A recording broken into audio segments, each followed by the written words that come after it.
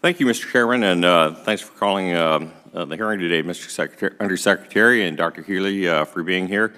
And I appreciate the Chairman bringing up the concerns of our California egg producers as they deal with the outbreak of Newcastle disease on one side, and then the other point that he brought up, looking for equitable indemnities for lost production. And as you well know, the disease is a major threat to our state's egg producers, and certainly once again want to reiterate the need to prioritize a response for eradicating this disease, and certainly to look for the equitable indemnity payments to better reflect the market value of our California egg prices. And certainly would like to see something, if you had something written about that, to get over to the committee and to our office. And with specific regard to the outbreak in Newcastle disease, I heard during your testimony that the USDA recently tapped $45 million in existing funds to address the disease, particularly in California. And could you tell me just a bit more about how these funds are being used? When do you expect that they'll run out, if they will? And given these new resources, why do we continue to see additional cases of the disease reported weekly? So Newcastle, in that area of California, the three southern counties that are mainly our focus area, we've had a few outliers, but we've been able to crush those before they spread outside of the areas in Northern California, Utah, and Arizona. But it continues to be a problem in Southern California.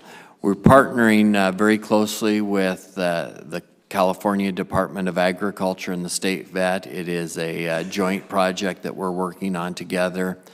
In 2018, we supported the plan that California had in place to work through the problem, but we were unable to get our arms around it.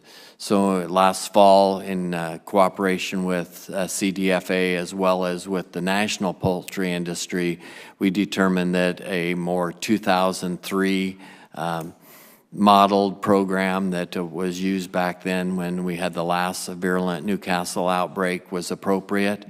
So we had some funding left in the high path AI category that with the permission of the poultry and national poultry industry, we moved $45 million of those dollars over to Newcastle.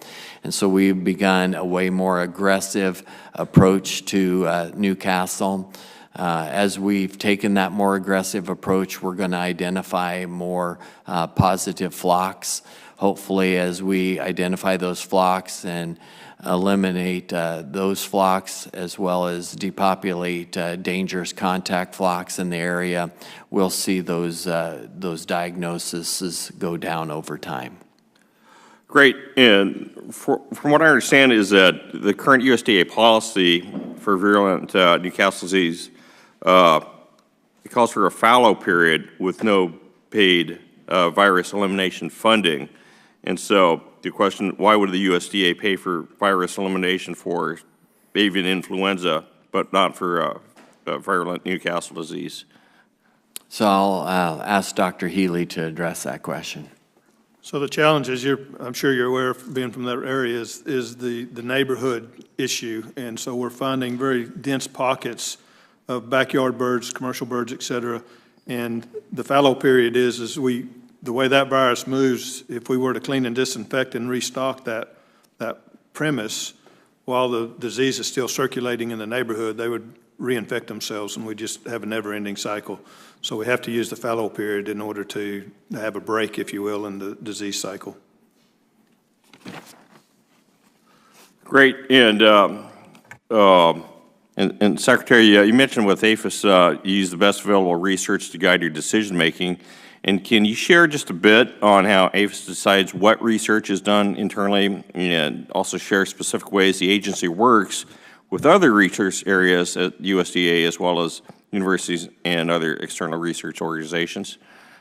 I'll defer to... Sure.